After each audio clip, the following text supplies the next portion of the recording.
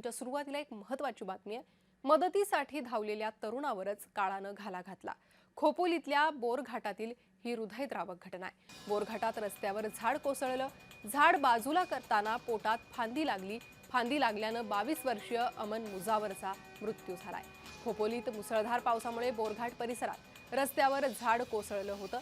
या परिस्थितीत अडकलेल्या नागरिकांच्या मदतीसाठी अमन मुजावर धावून आला, मात्र मदत करत असताना त्याच्यावर काळाने घाला घातला। झाड बाजूला काढताना त्याच्या पोटात एक फांदी जोरदार लागली, त्याला जखम झाली, यात त्याचा मृत्यू झालाय।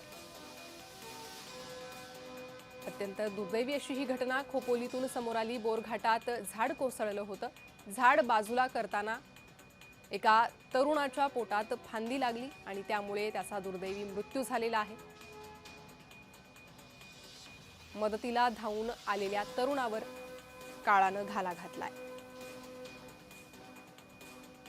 बोरघाटात झाड कोसळलं होतं। हे झाड बाजूला करण्यासाठी अमन मुजावर हा मदतीसाठी गेला आणि तेव्हा पोटात फांदी लागल्यानं त्याला जखम झाली, त्याचा दुर्दैवी मृत्यू झाला।